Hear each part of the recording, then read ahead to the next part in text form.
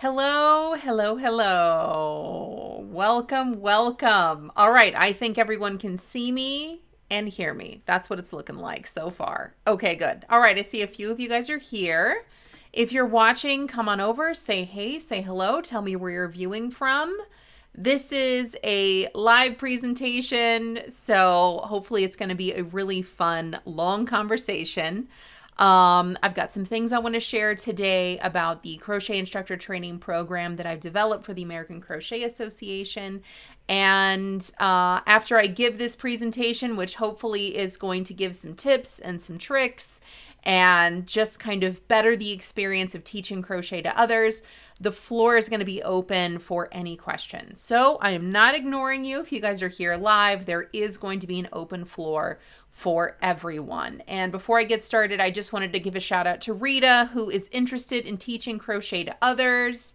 And there's also a great question here from Penny. I'd like to help figure out how to teach my left-handed grandchild. Can't wrap my mind around the opposite movements. So I do have some feedback and I can't wait to dig into that. But first, we're going to get into it. So again, everyone, come on in, welcome, say hey, say hello, all that kind of stuff. I'll get to you in just a bit. All right.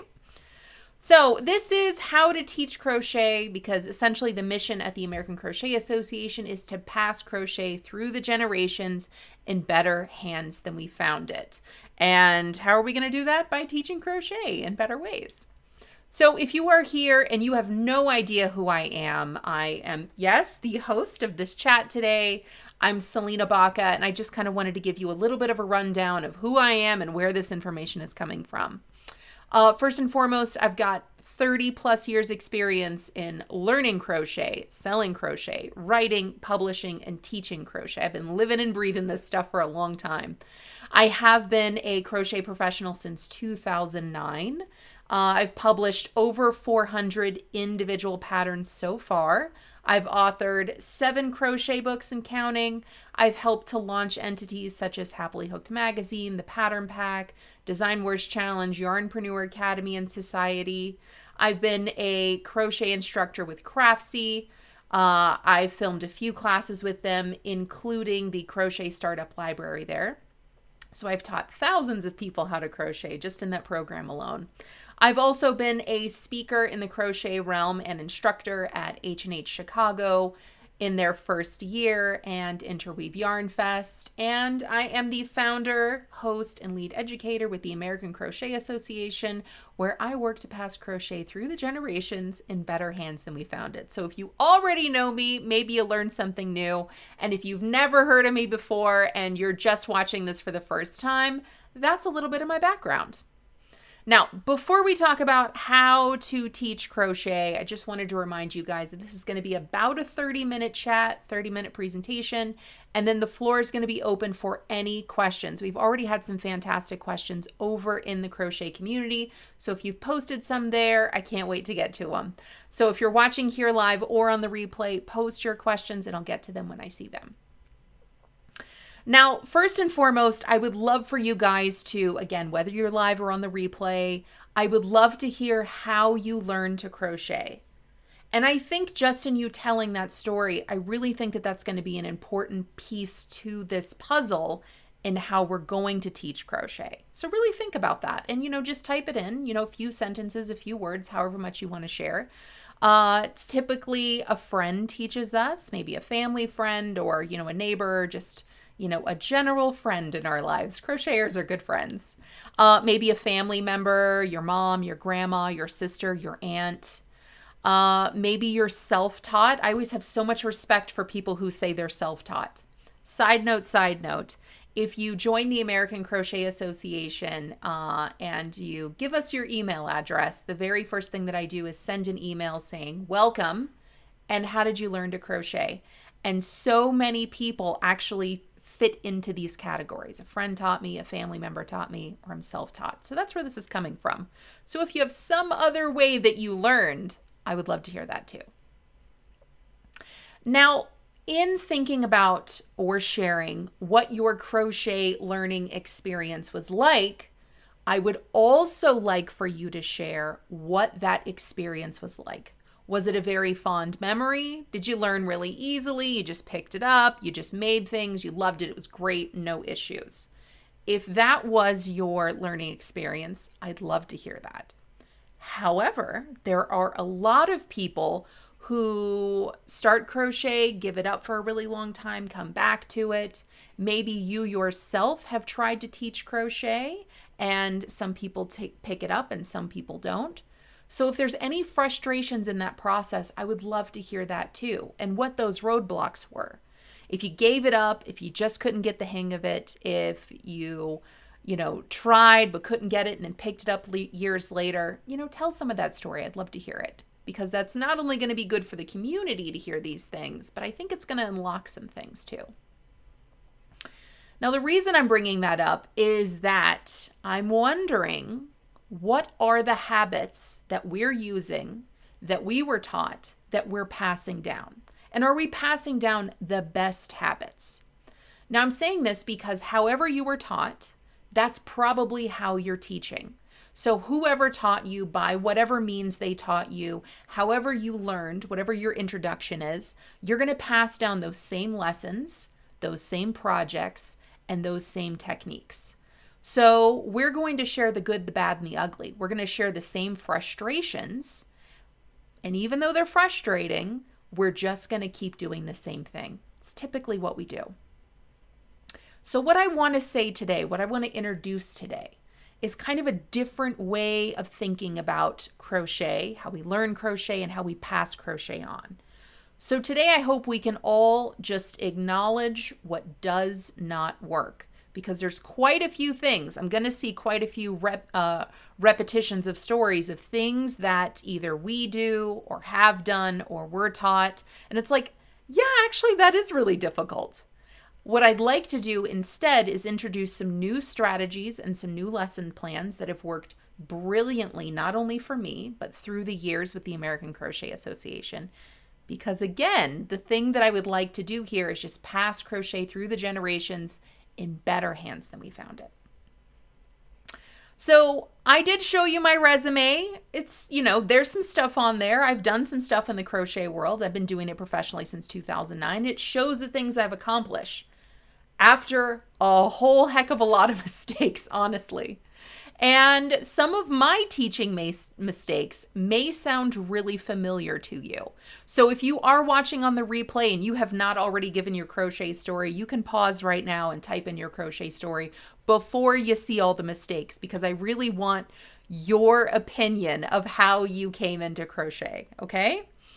And because again, some of these teaching mistakes may sound really familiar. Let's jump into them. Now, so many people, I feel like 90%, 95% of people say, oh, you want to teach crochet? I learned with a granny square. I'm going to teach you with a granny square. This is exactly how I learned to crochet. I was 5 years old and it was in a school setting, and we all learned to crochet by making granny squares.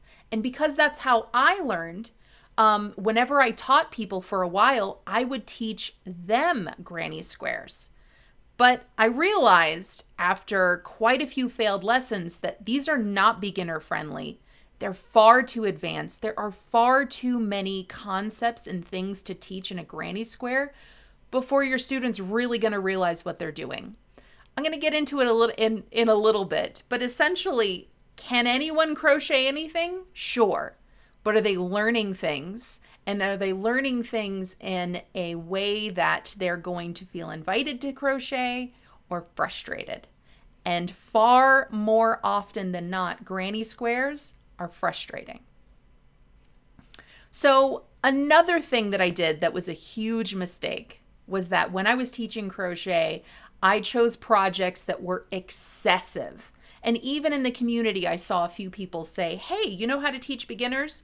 You throw a project at them that uses every single stitch, that uses increases, that uses decreases, it throws in a color change, there's a border, there's everything piled in there, because that way you're teaching them all things at once. And I thought that by choosing a complex project like that that uses all the stitches, the increasing, the decreasing, the color changes, and more, that I would be teaching beginners how to crochet very thoroughly. However, More often than not, again, there's some unicorns out there that it's like, yep, that's how I learned, I just got it. Those are the exception, not the rule. These particular lessons, for the majority of people, are overwhelming. It's too many things. So there are just too many learning objectives into one lesson, and so excessive projects didn't make the cut. So another thing that I came into contact by complete accident is I had a left-handed student. And by the time I had a left-handed student, I'd already had dozens and dozens and dozens of other students. So I felt like I had a great lesson plan and I was teaching things in a way that people could adopt and understand. And then one time I'm halfway through a lesson with someone and they're like, wait a minute, my project, it won't do what you want it to, what you're telling me to do. And I'm like, what do you mean? And I look and we're making that complex baby booty using all the stitches and the increasing and the decreasing, all of that. And I had to pause. We spent a really long time together and I could not wrap my brain around why this lesson was not working for this student. So we had to pause the lesson so that I could find a project to teach all those same learning objectives, but for a left-handed person. It took me a while to figure it out, but I figured it out. All right, so I had another student one time, and sometimes when people come to crochet, they come to crochet because they found something on the internet or Pinterest that they want to make, and they're like, I want to learn how to make this. And one time I had a student that was like, oh my gosh, I found this donut and I just want to learn how to crochet this donut. And in my mind, I'm thinking, well, that's great. They're interested in crocheting. They already know what they want to make. They've got their own yarn and their hooks. That's okay, fine. It's a donut. It's a really small project. It only uses a few stitches. This is a great project for me to teach crochet. Let me tell you, that was not an easy afternoon. We spent hours together. This was a beginner. So we spent hours just kind of going over all of the concepts of what we were even doing. And I spent so much time teaching things, teaching beginner fundamentals before we could even tackle the pattern. And then after hours and hours and hours together, we did not have a donut. We had the beginnings kind of a donut, maybe. We did not finish this project, and that person did not complete their lessons with me. So that was kind of a failed experiment. Now, another thing that I have never done personally, but I see it all the time, and I've been to so many events where this has just failed miserably, are group settings for beginner lessons. Now, one of the most recent ones that I saw, and I was just like, I can't say, it's not my event, I can't say anything, but I see it all the time. Our library hosted this Come Learn to Crochet event, and they, the call was just, hey, bring your yarn, bring your hooks, and we'll teach you how to crochet. It was just such a train wreck. It really just broke my heart because you're gonna spend, I think like 20 people showed up, which is really difficult because all 20 of those people had a different introduction to crochet. Some had made stitches, some had made projects, some didn't know what a crochet hook was. So everybody's at a different level. There was one, maybe two people just kind of running around from person to person, kind of like assessing skills. And then, oh, you brought a project? Okay, let's decipher that. Oh, you didn't bring a project? Just do this. And so, really it was a few hours and, again, it's exhausting. You're going, trying to learn something, you're going, trying to teach something. Neither one of those things happened. And really in that setting, I don't think anyone really learned anything. So where do you go from there? Do you just continue having beginner group lessons until some people graduate out of it and some people don't? It's kind of messy and it just never works. So groups for beginners, let's not do that anymore. So something else that I think is a mistake in the crochet world whenever we're teaching beginners is that when you already know how to crochet, when you've made some things, it's easy for you because the point that you're at now is easy. You feel like you understand some things, you've developed some things, you know some things. It's easy for you. So whenever someone comes to you because they see you crocheting or you tell them you can give them lessons, so many of them are like, oh, I want to learn crochet. And you're like, it's easy. I can teach you. Now, crochet became easy for me, right? So I would tell people that, oh, anybody can learn crochet. I could teach you crochet. It's so easy. You got it. I had years of practice that gave me confidence, right? So my confidence, I felt like, could rub off on other people. But the thing that I was skipping, the thing that I was missing is that I'm no longer a beginner. So I was forgetting what it felt like to try something new, both mentally and physically. So while it may sound encouraging to go, oh my gosh, crochet is so easy, anyone can do it, it's unrealistic. Crochet isn't easy. Doesn't mean it's impossible. Doesn't mean people can't do it. But I think it's a facade to say it's easy, and then to have a beginner come through a lesson and they're going through that learning process of even holding hook and yarn, and they're like, oh, you know what, this doesn't feel easy, but my teacher said it was easy, so maybe this isn't for me. So crochet is not easy, but it's not impossible. So those are all the strategies that I've tried, that I know so many of you guys have tried, that don't work for the majority. Is it going to work for 1 out of every 20 people? Maybe, the people who persevere. But it's not going to work for the majority. So because they're not going to work for the majority, there are things that maybe we should just leave to the wayside. Now, these were all things that I learned and things that I'd adopted over the years. And really, I'm showcasing all these things because I was passing down the same structures, the same habits, and the same projects that I was taught. My mistakes through the years led me to find strategies that work for most people. And that's what I want to share with you guys today. So this particular presentation, again, it's just an overview, because the truth is teaching crochet is a really lengthy process. There's a lot involved. There's strategies, there's things to know, there's things to do, there's things to practice, there's patterns, there's structures, there's learning objectives, there's teaching objectives. So this particular outline today is just an overview of the main topics in the training series that I share at the American Crochet Association. So as you're watching on the replay, feel free to pause and take notes and all of that, but just know that there is a ton more than this. And if you have any questions, just let me know. So today's conversation is meant to highlight those old teaching strategies that just don't work for everyone. And I'm talking about those complicated projects like granny squares and baby booties, when you're packing in all of the stitches and a bunch of different techniques into one project, and in hopes that your student is just going to learn because they're doing everything at one. Strategies that don't work are that there aren't any clear beginner learning objectives. You're just giving them a project and you're like, the more you do it and the more you crochet, you'll just figure it out.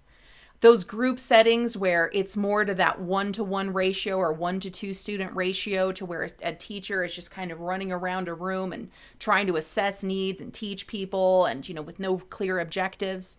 Or lesson times that are just way too long. Whenever you're learning something new, especially with your hands and your brain, that, what you're doing with your body and what you're doing with your brain is new and different. And sometimes that can feel really physically tasking and mentally tasking.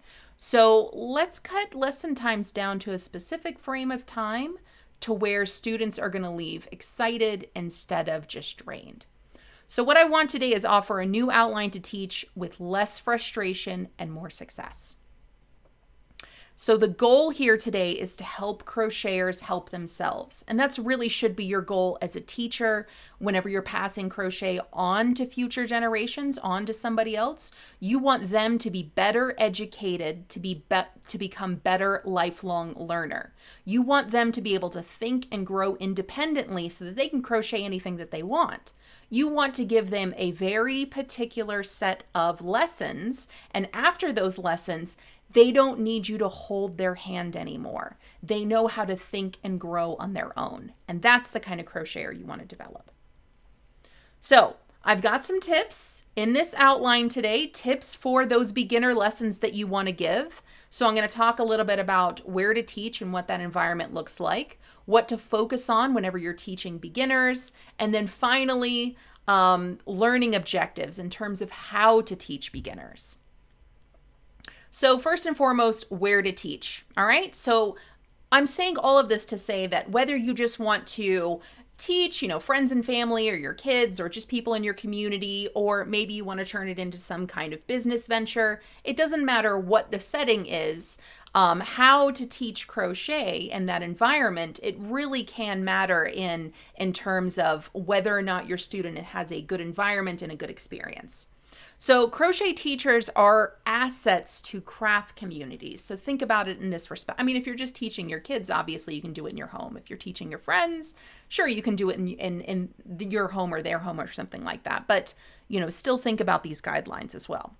So crochet teachers are assets in craft communities. And no matter where your community is, you probably have some kind of space that is going to be best suited for craft use. So think about where you can go locally, like local craft stores, local yarn stores, even cafes, coffee shops, things like that, places where they allow the community to come and get together. Now, those craft spaces can turn into community hubs. So talk to your local craft store owner, talk to your local yarn store owner about whether or not they would like to have a community space for information, for classes and workshops, because that information in classes and workshops, those can be assets in those craft communities. And really, it can be a symbiotic relationship, right? Because if you've got a craft store that's selling yarn, that's selling materials, that's selling notions, it's selling those things, that's a pretty symbiotic relationship for you to be teaching people to utilize all of those materials. So you can definitely sell it in that way. So I definitely suggest starting at those craft spaces and working out some kind of schedule with those local yarn and craft spaces to see when you can go in and maybe give some lessons and putting a space together.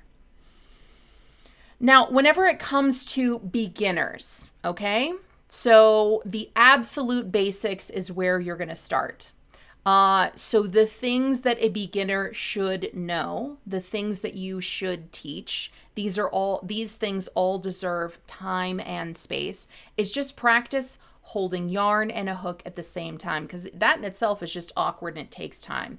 And very few people are just going to pick that up and just start making fabric off the bat without roadblocks. So just focusing on practicing holding the yarn and the hook, make time and space for that. Now, the next thing that beginners really need to hone in on is stitch anatomy and counting. And this is crucial because there's so many people that have been crocheting their whole life or for 50 years, or I've made 100 blankets, and they still don't know how to count stitches, or they're still not really sure about stitch anatomy. So really just making time and space for creating the slip knot, making the chain, the single crochet, the half double crochet, and the double crochet.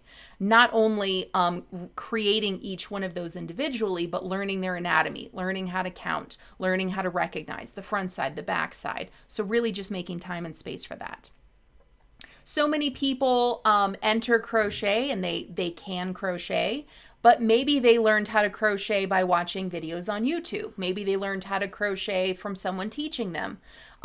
Just kind of that, person-to-person experience. So many people can crochet, but they don't know how to read written instructions or charts. So really, those can be fantastic teaching tools whenever you're teaching beginners to crochet, and we have resources for you. So really, depending on what kind of learner a person is, just adding in those additional resources can really help. My dog Goose agrees. There's probably a squirrel running across the lawn, and he's not having it. Sorry about that, guys. So really working these particular things in order and creating space and time for them, that's really going to help beginners. So in order, learning how to work in rows, learning how to work in tubes, and then learning how to work joined rounds that increase. So each one of those things being a very specific lesson is really going to help teach beginners. So usage tip, this is where as a person who writes patterns, as a person who teaches others, as an instructor, as a speaker, I have to pass this on.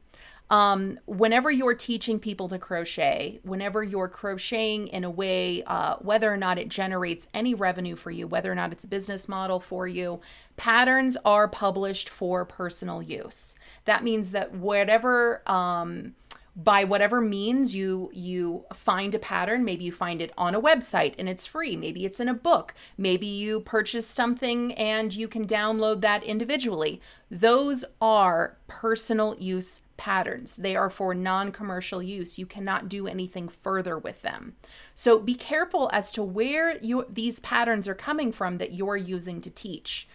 Because if you didn't ask, if there isn't consent for a pattern to be used in a teaching setting, in a commercial setting, then you cannot use those materials in that way.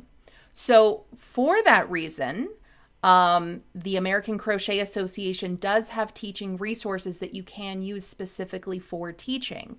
So we've created and developed those, and that way you're not going to get into trouble by using these in very small, personal, local settings. They do still have usage clauses around them. So, for example, you're not allowed to, film yourself crocheting them and post it on the internet, things of that nature, because they do belong to the American Crochet Association, but you can use them in teaching settings. All right, how to teach beginners. First and foremost, I did talk about private lessons versus workshops. Remember those workshops, the more the merrier. Let's not do that. So if we're focusing on teaching crochet to beginners, make sure that that's a private setting.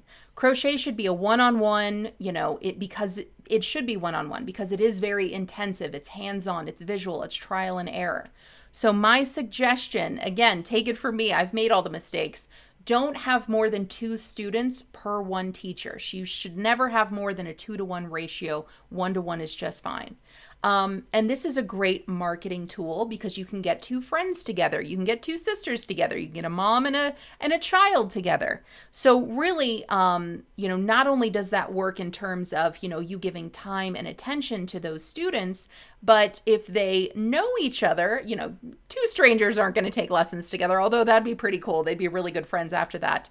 But whenever you get 2 people who know each other that come to crochet lessons together, they're going to be that much more motivated and accountable to continue. So remember, no workshops for beginners. Workshops are for groups.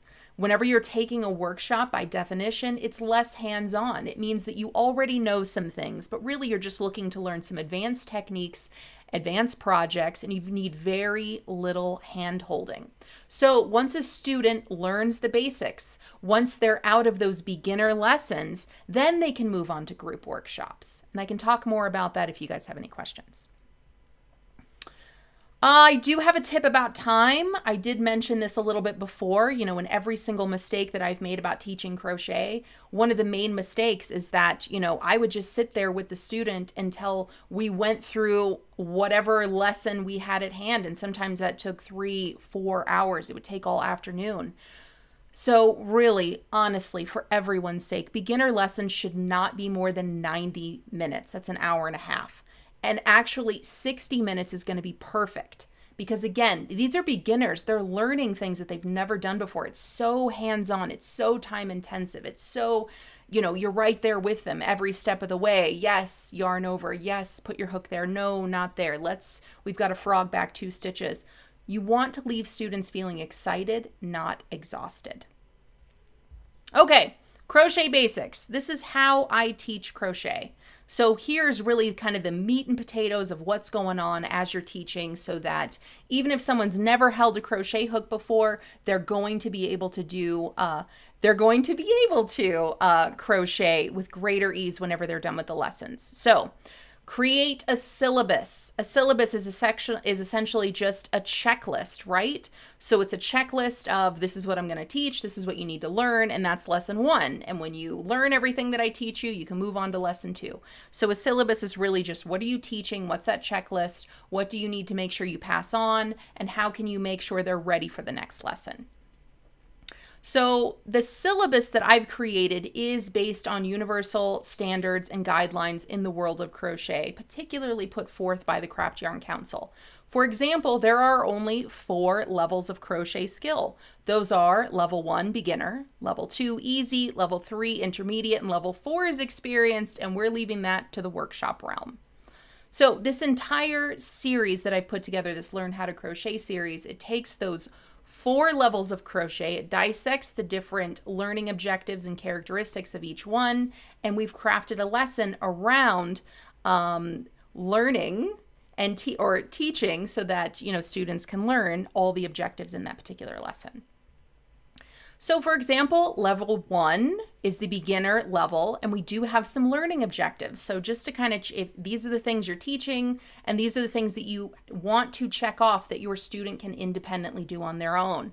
Can they hold their yarn and hook? Can they make a slip knot? Can they work? Can they perform these stitches? Chain, single, half, double, double.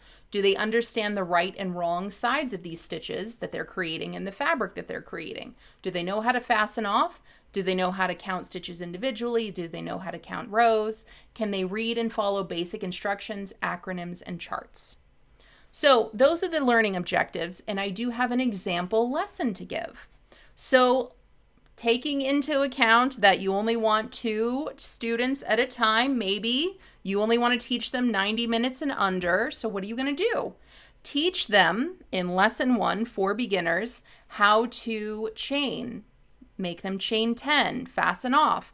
Teach them the half double crochet stitch, 10 stitches over 4 rows. That should be about 90 minutes. And then you're going to send them away with homework, and their homework can be creating 10 of each.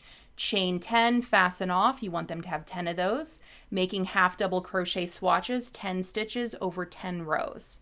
And when they do that at home on their own, then they should be able to come to the next lesson.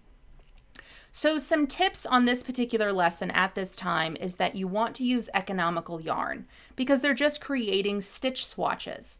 So economical yarn, you want it to be kind of on the larger size. Think about when you're learning to write and draw in kindergarten and you have really big crayons. It's, you know, to just kind of make that whole process easier. And I think the same is true for the hook that you're using in the yarn. So in these pictures right here, I'm actually using a really big yarn, crochet hook and yarn. I think I'm using an N or an M hook. Am I? It's right here. I'm using an M hook, a 9mm. So, you know, it's big enough to hold in your hand, big enough for me to see the hook, big enough for me to, you know, not struggle with the yarn and not really struggle with what I'm doing. I can really see it. I'm also using probably a weight 5 yarn. So you want to stay in a really large 4 or large 5. You can even use one hook size larger than what the yarn calls for, just to make sure they have an easier process of just creating stitches. Because at this point, tension doesn't really matter, and you don't want them to struggle with it. Also, always use stitch markers. You can see that I have one right here. So make sure that you're using stitch markers on the top of the first and last, well, not on the last, on the first stitch of every row. You can use it on the last if they're really struggling, but really just the top of the first stitch. And then showing them how to count from the bottom, from the top, from the front, and from the back. That's really going to go a long way. Also, don't frog these swatches. Do not frog them. They're not going to have a lot. And if they save their swatches, they're not only going to be able to see the progress that they're making from one swatch to the next, they're going to be able to assure that proper skills are being built. You know, by the time you chain 10 and fasten off, and you do that a few times, you've worked a slip knot and you've readjusted your yarn and your hook enough times to where you're becoming comfortable with that very simplistic process. And then with the half double crochet swatch, you're going through just enough motions to where that's going to be a really comfortable setting for you. I know what to do. I've done it. I can fasten it off. That goes there. I'm starting again. Okay, so they've gone through lesson 1. They've completed that. You've marked off. You've completed a check mark for each one of the learning objectives. Now they're ready for lesson 2. So here's an example. Show them the double crochet and have them work 10 stitches over 4 rows. Then show them the single crochet. They should work 10 stitches over 4 rows. That should be about 90 minutes. Their homework should be creating 10 swatches of each stitch. A double crochet, 10 stitches over 10 rows. A single crochet, 10 stitches over 10 rows. You still want to use economical yarn here, again, weight 4 or 5. And you want to use that larger hook. That hook could even be one size larger than what the yarn calls for because you don't want them to struggle with it whatsoever. absolutely use stitch markers. You can see that I've marked the top of the first stitch in these rows right here. You want to keep that process going. You want that stitch marker to become muscle memory for your student. Again, save the swatches and actually use a different color yarn for each one of the stitches that they're trying. Now the chain and the half double, those can be the same color. That's fine. But the half double, the double, and the single, have each one of those be a different color yarn, and that way that's just one more way they can differentiate all these different stitches. And also, it's nice to break up what you're learning with something different to look at. So by having a different color yarn for each one of those, it can just be a little, mental motivation tool. Now, I do suggest ending the stitch lessons with the single crochet. And some people completely disagree with that, and they go, no, you start with the single crochet. Why would you do that?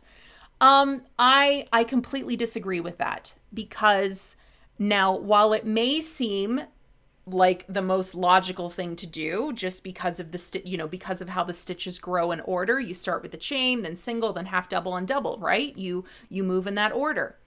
I had a lot of trouble teaching most people the single crochet stitch first, because it's the smallest stitch. It's the most difficult to work, and it's the most difficult one to see and count. It's very tight, it curls, it can be very frustrating for most beginners. So I like to start with the half double crochet stitch, because there's just enough motions for students to learn the yarn over, to learn stitch placement, to learn how to look for stitches, and to learn how to count stitches. So when you follow that up with the double crochet, they already know that yarn over, so they're really just learning one extra thing. It's a taller stitch, there's more space between it, so they're going to be able, most people are going to be able to learn that progression with greater ease. And when you finalize the lessons, the stitch lessons with the single crochet, they've already had so much practice with the half double and the double that they should have a better understanding for stitch recognition and anatomy.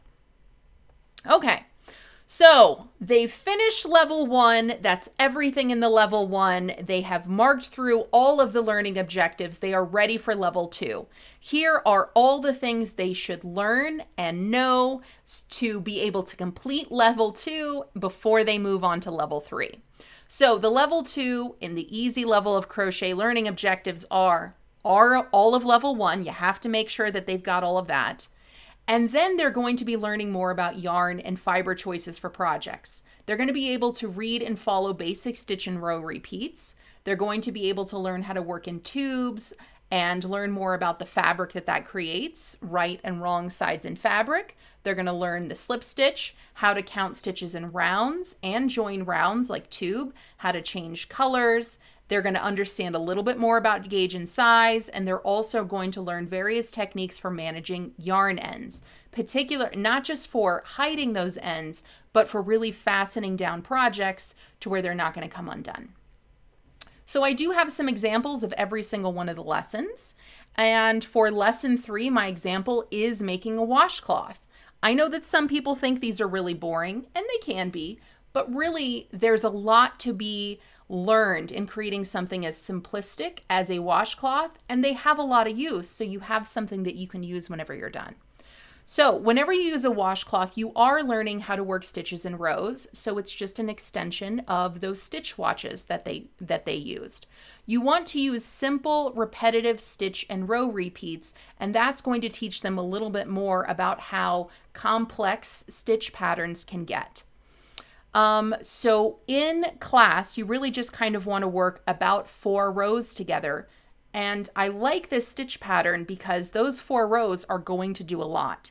You're going to change color, so you're going to be using 2 different colors, and you're actually going to be doing you're going to be repeating two rows that have the same repeat, and then 2 rows that have the same repeat, and then those 4 rows together are what you repeat throughout. So by completing 4 in class together, you're passing on a lot and giving them enough to do as homework at home. So as homework at home, you could tell them to make, 3 to 5 of these, and they can really play around with color to where they can use 2 different colors like this is shown. They can change color after every, 2 rows, or they can use a variegated yarn, or they can play around with acrylic versus versus cotton or a cotton blend. So really there can be a lot of learning objectives in terms of yarn and yarn color here as well. As long as you're changing color at least one time, I think it's fine. And then also show them what to do with those yarn ends. And you can even give them a few different techniques, and you can talk about different techniques depending on the project. For example, this is a washcloth. So maybe you want to sew in those ends because this is going to get a lot of use and a lot of friction. You don't want those ends to come out. If this was something else, if this was a baby blanket or something like that, maybe you could weave in the ends or knot them or do something a little different that's, still going to do the job, but you can kind of hide them around differently. So really there can be a lot to be learned from just a washcloth with just those few aspects. Lesson 4. So lesson 4 is still in that level 2 level of skill, but it's a completely different project. So we're throwing in different learning objectives here. Note that we're using the same stitch pattern. So that same simple wave pattern that we used in that washcloth, but here we're doing it in a tube. So this stitch repeat is going to be different. So for this cup sleeve, this tube, we are still using that simple stitch repeat. This does have that repeating round over 4 rows, just like, so really they're taking those learning aspects from the previous lesson, but they're applying it in a new way in a joined tube. So the stitch pattern is going to be the same, but it's going to look different. You're learning a slip stitch. You're learning how to count and join in a completely different way. You can still use different fiber content here. So maybe start with acrylic in class and then send them home with cotton. You definitely want to use stitch markers for something like this because they're learning how to join. So those stitch markers are really going to come in handy for what counts as the first stitch and where that is in terms of where to join. You definitely want to change color at least one time because they're doing that in a completely different aspect. This is a tube. And then you're managing yarn ends in a different way. So maybe for this, maybe you don't really have to weave or sew. Maybe you can just knot because it's a tube. So there's a right side and a wrong side to the fabric. So that can be kind of a new concept to play with. All right, so level 3, the intermediate level, the learning objectives are all of level 2. Have they really learned and honed in on all of those? So in level 3, they're going to learn how to read and follow more complex stitch and row repeats. They're going to learn working in increasing rounds and also the fabric that can create, right and wrong sides of that. They're going to learn how to count stitches in rounds, particularly in joined rounds that increase. They're going to learn specialty stitches, or they should learn some specialty stitches, what that means, how to follow them, what to do. And they're also going to be learning some specialty techniques. So the lesson 5 example that I have is this floral motif right here. It really packs a punch, even though you can just call it a coaster or something like that. So this is a double crochet predominantly in a circle. So there are joined rounds, and there are 1, 2, 3, 4 rounds, but each one of those rounds does something completely differently. So they're learning how to read or follow a pattern that doesn't repeat, but every single round does something entirely different. So you may be able to finish this entire thing in class, and then their homework can be to make a few at home. This can be another lesson in yarn, fiber type, in gauge and size. So here's where maybe you can give them 2 completely different yarn weights. Maybe you start with a larger yarn like this is probably like a weight 5. Maybe you give them like a weight 3 and a weight 4 and a weight 5, and they can follow the pattern with 3 completely different hooks with 3 completely different sizes of yarn, so they can see what gauge and size means, particularly on a very small scale. You can try to teach the adjustable loop, but sometimes that just takes time and practice and it breaks people's brains. So you can teach them the adjustable loop, but if they don't get it, you can always swap that out for a chain start. And that can mean quite a few different things. You can really play with that concept. You can change color at least once in this. So if you want to throw in that learning concept here, it would be great to do for every round or just for one round or whatever you'd like to do, whatever the pace of your student is. For this, you can tell them, all right, there's a right side and a wrong side. So how do we want to manage our ends? Well, we've sewn them in, we've woven them in, we've knotted them in. So we have those options depending on what this project is going to be. So lots of different learning objectives here. All right, and the last lesson that I have in this particular series is to crochet either a small basket or a bottle bag like this. Now, sometimes you can jump right into making a hat that's worked from the crown down, but those can be a little boring and they don't really have a whole lot of teaching objectives. Or, you can find one with a lot of different teaching objectives, but sometimes it's better to start with a smaller project that has a lot, especially when they've learned a lot and they're ready for more. So for this particular bottle bag, there are joined rounds. There are various stitches used here. So there's the chain, the single crochet, the half double crochet, the double. So they're utilizing all of those into one project. There are specialty stitches listed here, particularly the shell. There are also special techniques here. So there's the adjustable loop again, just like in the previous project. So maybe they're trying that again, especially if they struggled with it. There's back loop only worked here. And there are front posts. So they're learning not only those basic stitches, but they're learning that those basic stitches can become other things by way of these techniques. So it's really all about the variation and the placement and the combination of those basic stitches that they already learned. And that's how you create things like this. So this project can probably be worked, you could probably work through quite a few rounds of this, since the first few rounds, there aren't that many. So you could probably work through just a few of these rounds here and then talk them through how to work the rest of it in the handle. And that can be their homework. Now for this, you can talk about how this serves a purpose. It has to be durable. If you're going to be putting a 5 to 10 pound bottle in here, you really want to make sure that the yarn and the fabric that you're using is durable. So this is where cotton's going to be best. Can you use acrylic for this? Sure, but you just have to make sure that it is durable. This is where that the yarn and the hook that you choose is going to affect the gauge and the size of this. And sometimes it's going to matter and sometimes it's not.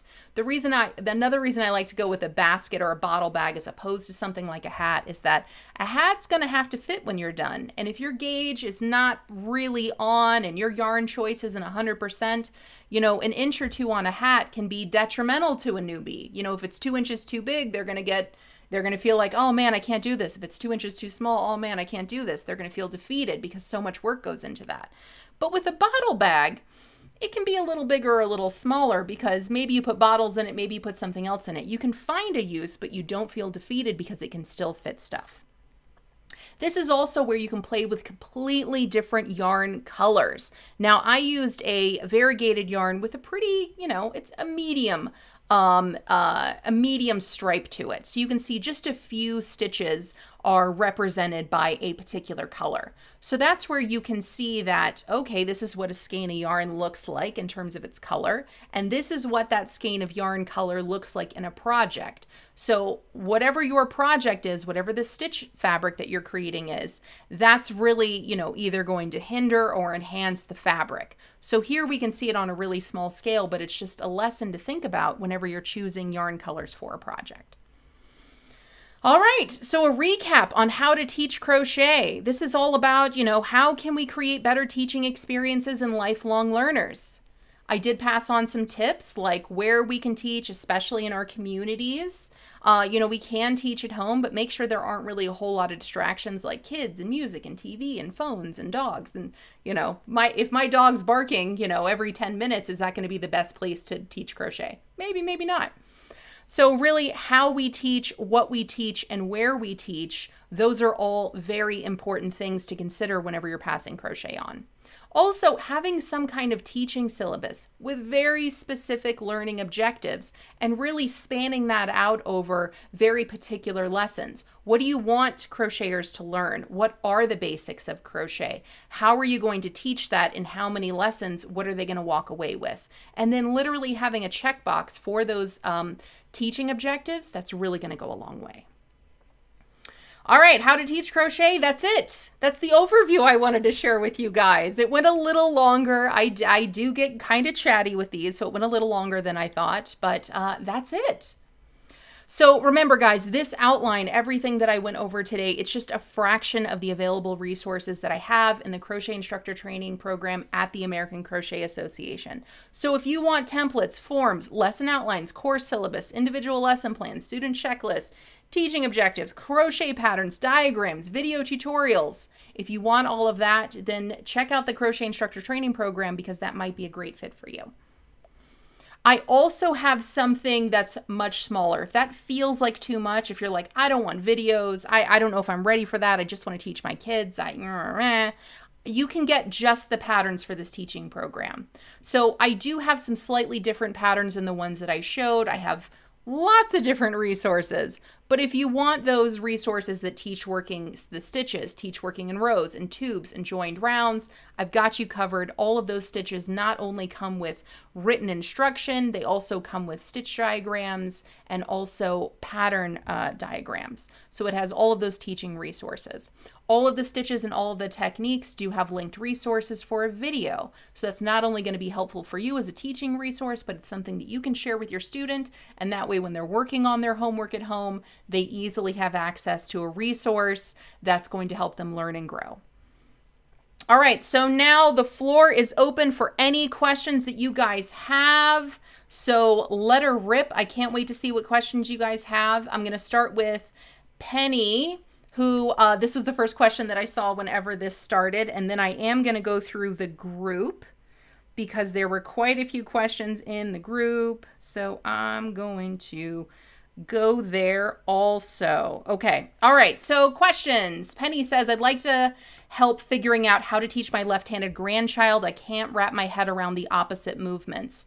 So my advice for that after teaching a few lefties is that you can sit side by side. They can sit directly in front of you. So really positioning, I think, matters for a lefty. Don't overthink it too much. So whatever you're doing, they're doing the mirror opposite, because if you're a right-handed crocheter, you're holding your hook in your right hand and your yarn in your left, and you're working from right to left. If you are a left-handed person and you're holding your hook in your left hand and your yarn in your right hand, you're working from left to right. So your stitches are literally going to be the mirror of what a right-handed person is doing. So first and foremost, I will say this.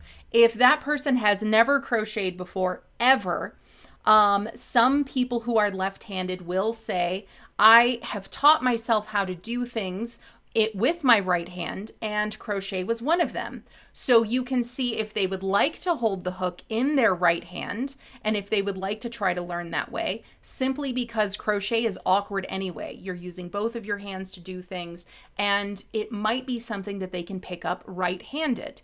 Almost all crochet patterns are written for right-handed people, and really all that means is that whatever the pattern says, if it is a symmetrical pattern, then you can follow it whether you're left or right-handed, because whether you're going from right to left or right to left to right, if the pattern is exactly symmetrical, you can do that either way.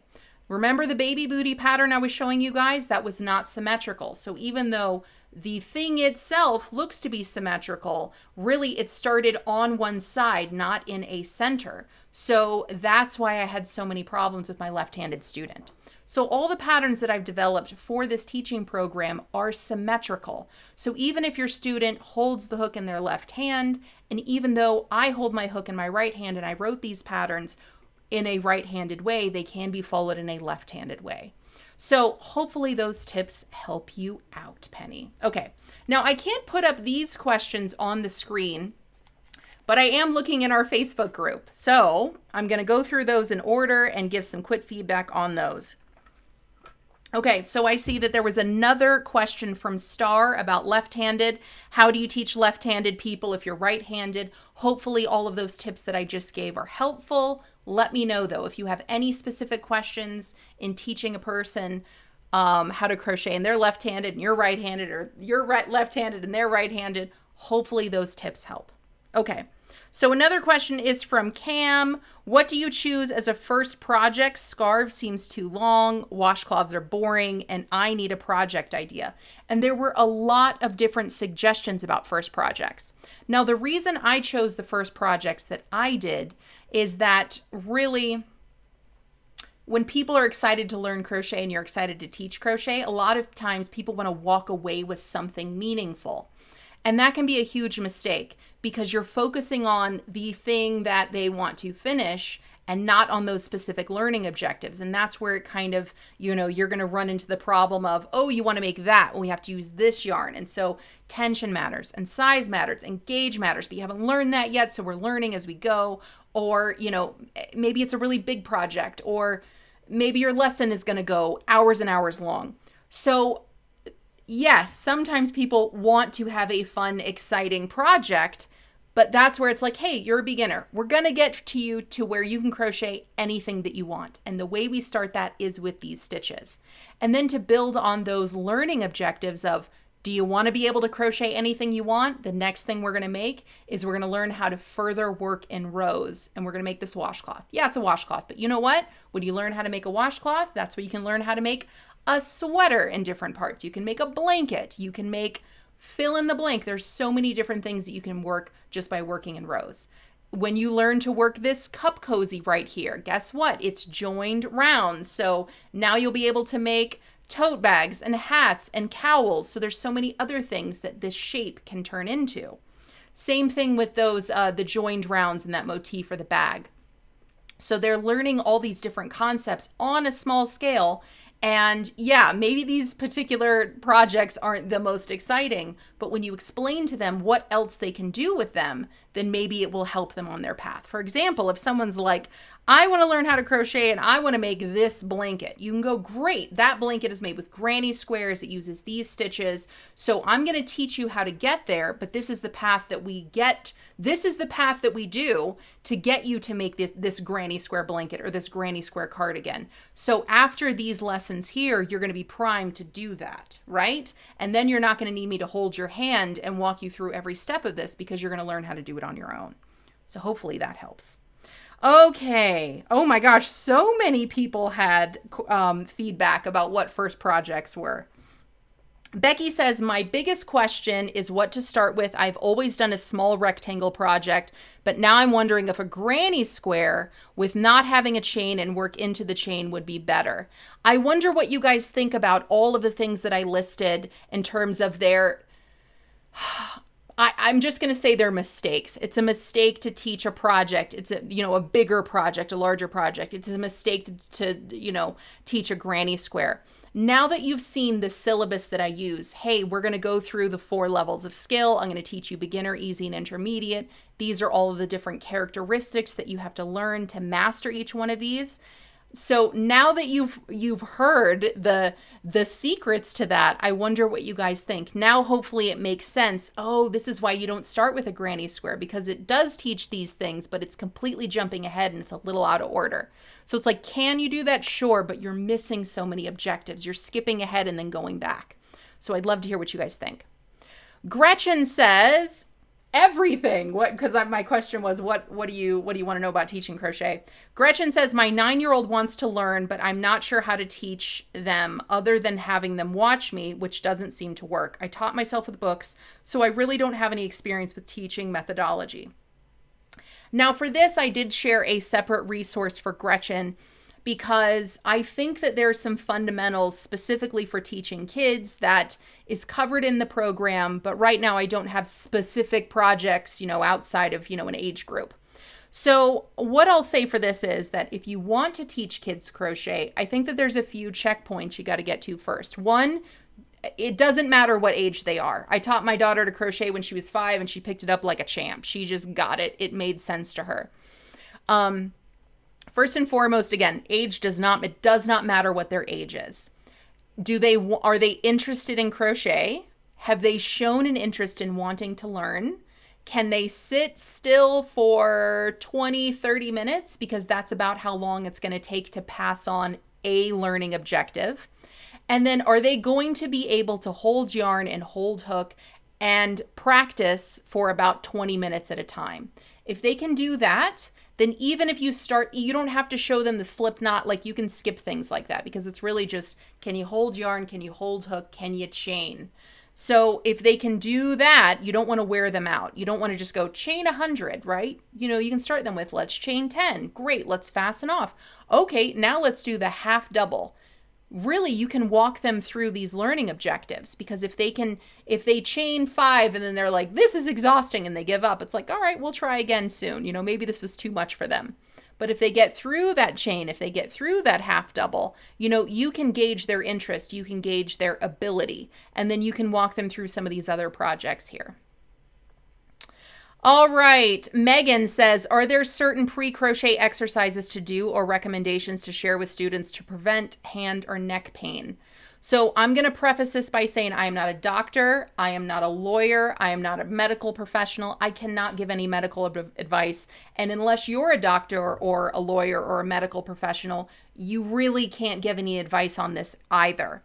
So if you are teaching someone and they have any kind of pain, if they have any kind of injuries, then you should probably say, hey, make sure your doctor says that you're okay to crochet, because this is going to be using both of your hands and your wrists and your shoulders and your neck and your back, and that can put a lot of strain on you. So if you already are having issues, I need you to get medically checked out before you start this.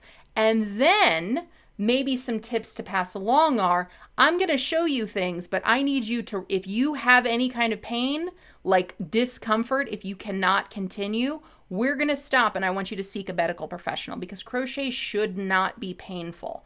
If something is painful, no matter what it is, you need to seek medical guidance and help, because they may have some kind of severe issue like nerve pain, nerve damage.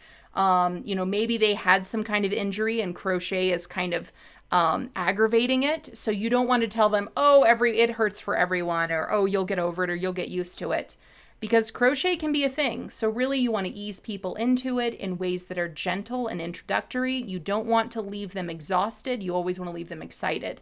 So if they say they're in pain, or if there's any kind of pain, again, you are not a physical therapist, or if you are, then maybe you're the perfect person to teach them, but you're also not their medical professional.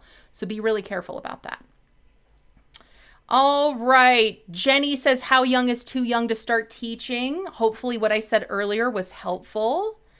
Heidi says, where to hold classes. So I just kind of wanted to dive into that a little bit more again. I think that craft spaces are perfect spaces for crochet lessons. Local yarn stores, local craft stores. I have a few in my area. Any kind of community space. We have quite a few community spaces here in my particular area. Maybe you have the same kind of thing. So definitely see what kind of spaces you can gather in.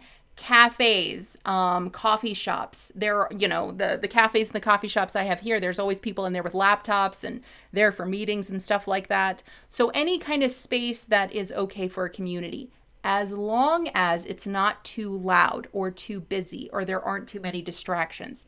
So for example, a coffee shop could be great unless it's a big coffee shop and there's 50 other people in there. That might be a little too loud and a little too noisy.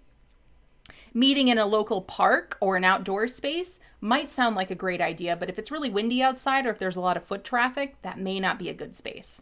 So I think that it's great to see all of those, what community spaces do you have available?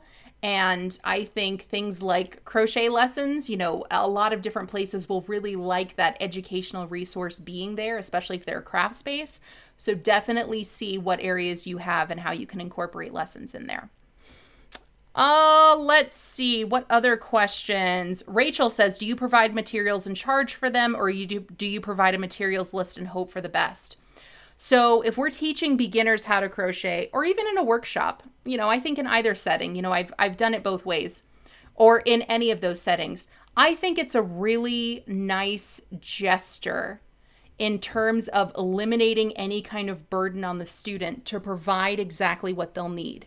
So if you're just teaching a friend, if you're just teaching your kids, you know, that's a different financial situation. If this is going to be something that you're charging for, or maybe you're not charging for the lesson, but maybe you charge for materials or something like that, I think providing them with the exact things that they're going to need for the lesson, that way they just show up, you're eliminating any barriers that they may have to that learning process. The minute you tell people who are learning something what materials they need, that can be really overwhelming. They're either going to get way too much stuff that's not going to work for anything because they don't know any better, or they're not going to get the right things. They're going to show up with yarn that's, look at that, I got this yarn for our washcloth class or for our stitches class. It's got alpaca in it and sparkles and it's thick, thin, and you're like, yeah, it's beautiful. That we're not going to learn stitches with this $28 skein of specialty yarn. That's not a good material. So in teaching crochet, you're also teaching what resources are going to be best for the things that they're learning. So when you provide those things, and you know, it's a one fee for the lesson and for whatever's included, again, it just makes that barrier to learning that much lower. So they're going to walk away even more excited. Oh, let's see. Rose had some suggestions about what to make. And Robin also had, so a lot of questions about lefties. Of all the questions that I had about crocheting, I think how to teach left-handed was the main thing. So hopefully what I've given here has been helpful. All right. And I think that is it. That's it. That's all the questions. That's everything that I wanted to share. So I would love to hear from you guys. Did you learn something of value today? Do you think that anything in this presentation today was valuable? If so, just share one key takeaway. If you could just share one thing that you learned, I would really love to hear that. And if you still have any questions that were not covered, post that as well. I'd love to hear them. All right, everybody, peace, love, crochet. Thank you for trusting me with your crochet time. I definitely went over, but hopefully there was some nuggets of wisdom in here. And the thing that I want to share with you guys today is a link to the resource for just the patterns. So that way, if you just want a starting point, if you just want to help people learn crochet in a way that that I outlined here, if you just want those teaching resources, I have a toolkit that is just $14. It gives 5 patterns that teach crochet. So it is not only the stitches that I went over, but it's those individual projects that take them through the learning process. So if nothing else, if you just want one resource, this is fantastic. And if you want the whole shebang, if you want all the things, all the lessons, all of that stuff, I also have an instructor training program that you guys are welcome to join. I'm going to post the link to these resources in the video description and in the comments. So take a peek. And again, if you have any questions, I'm just a comment away. Peace, love, crochet, everybody. Hope you enjoyed it. See you next time. Bye-bye.